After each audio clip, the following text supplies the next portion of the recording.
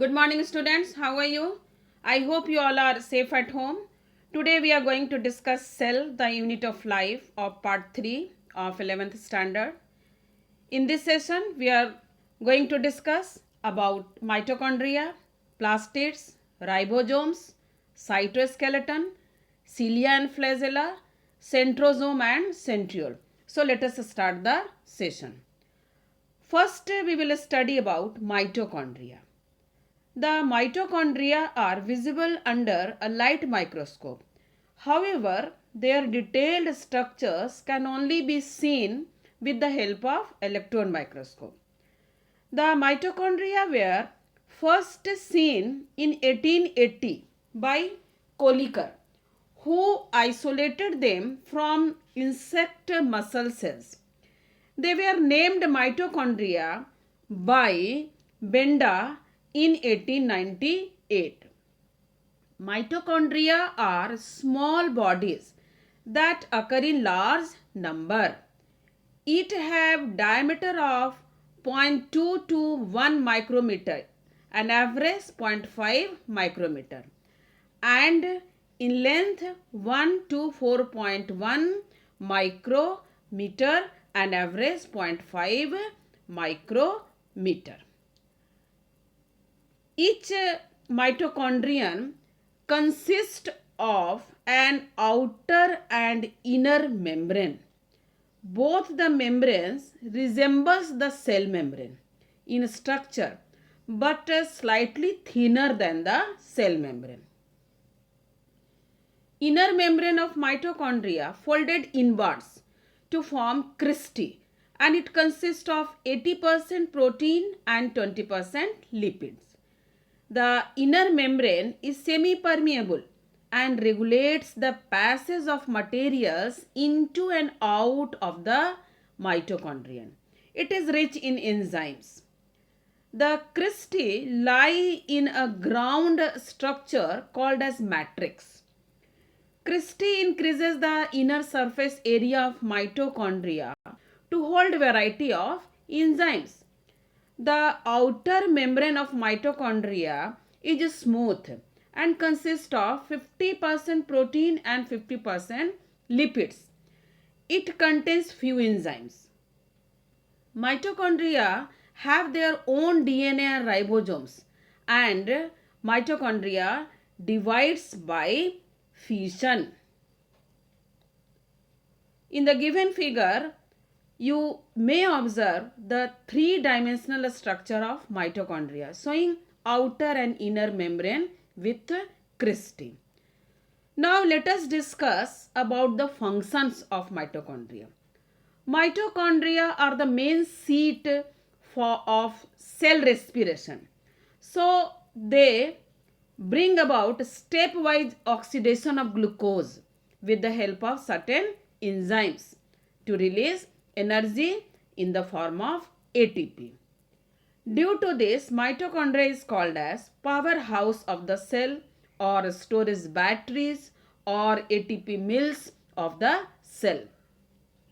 Mitochondria provide intermediates for the synthesis of important biomolecules such as chlorophyll, cytochromes, steroids, etc.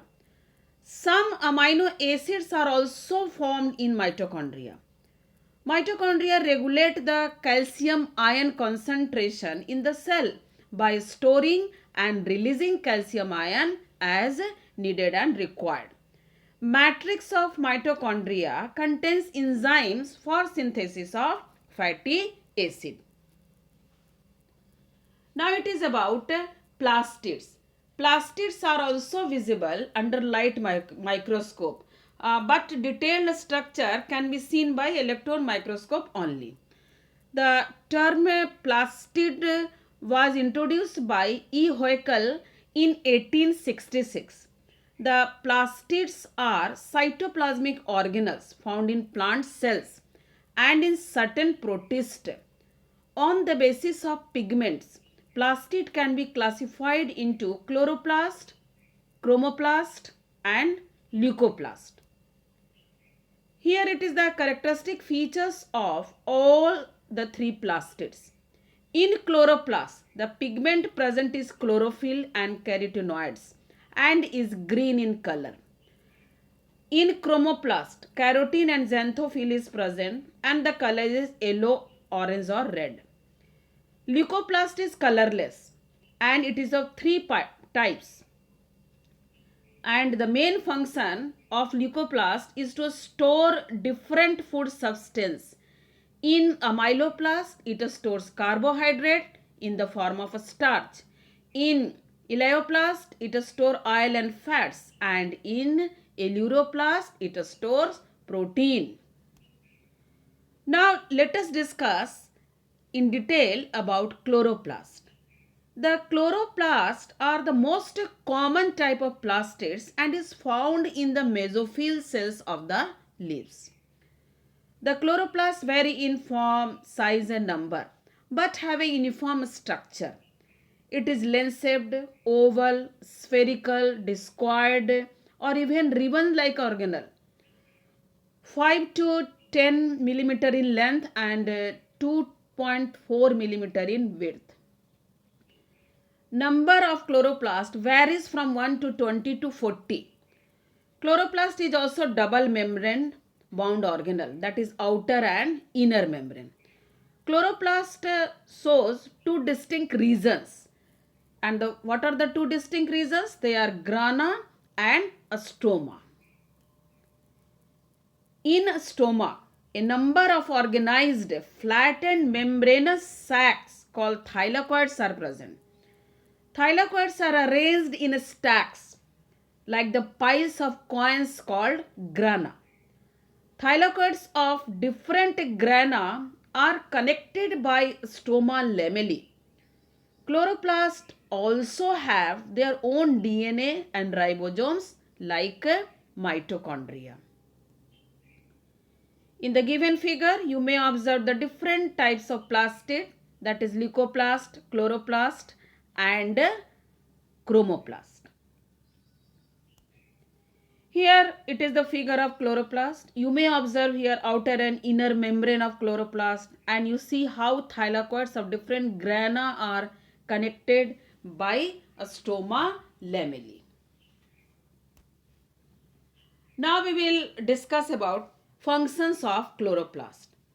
Chloroplast is responsible for trapping of solar energy and hence it performs the process of photosynthesis. During photosynthesis, oxygen is released as byproduct.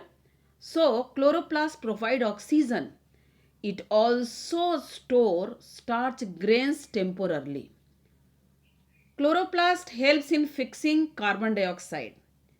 In flowers and fruits, chloroplast may change into chromoplast.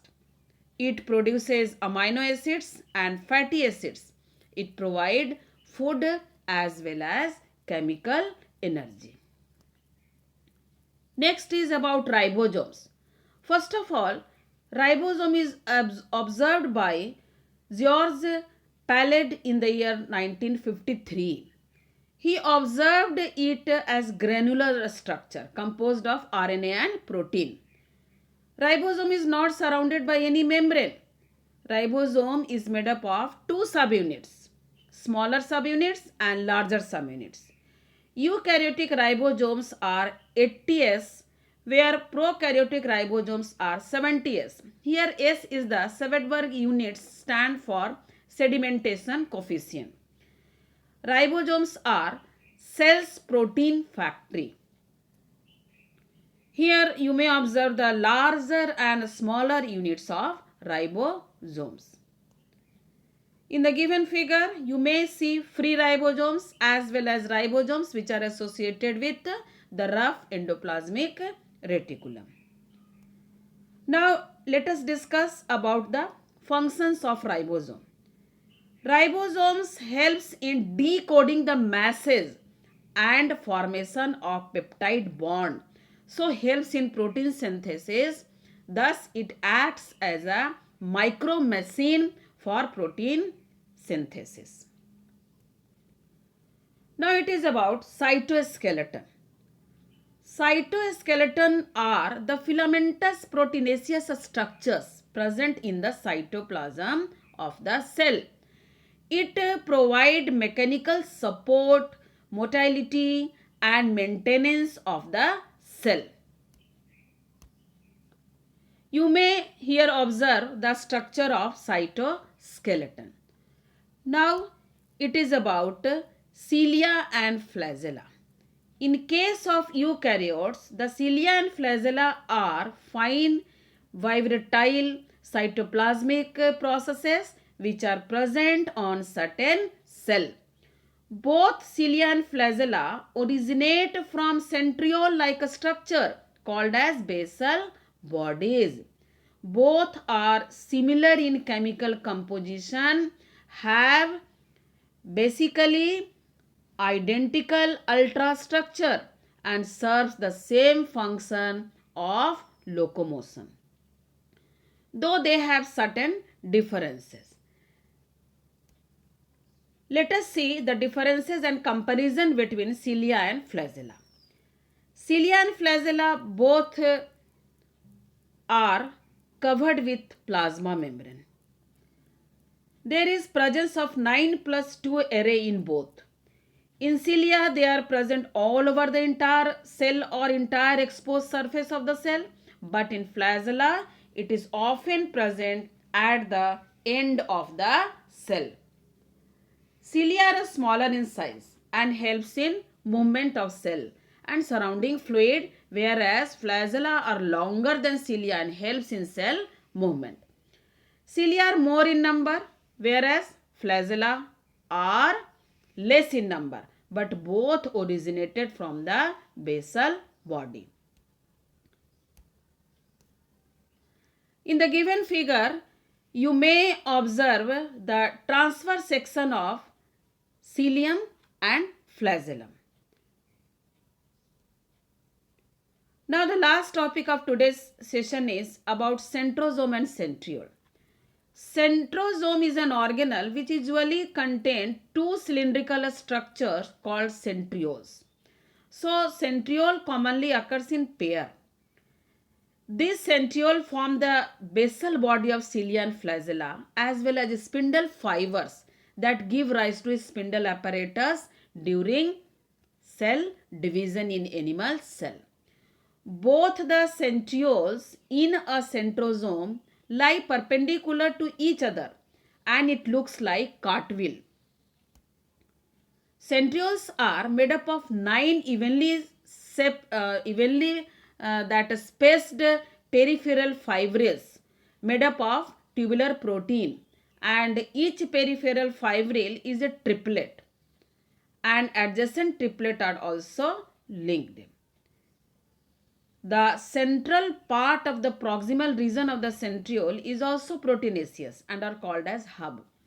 Hub is further connected with the tubules of the peripheral triplet by radial spokes that it is also made up of protein. You can observe here the structure of centriole. Microtubules, spoke, central hub, etc. Here you may observe that during cell division how spindle fibers appear from the centriole that helps in pulling the chromatid and chromosome during cell division. So this is all about today's session. Thank you. For any kind of doubt, please write your question in comment section.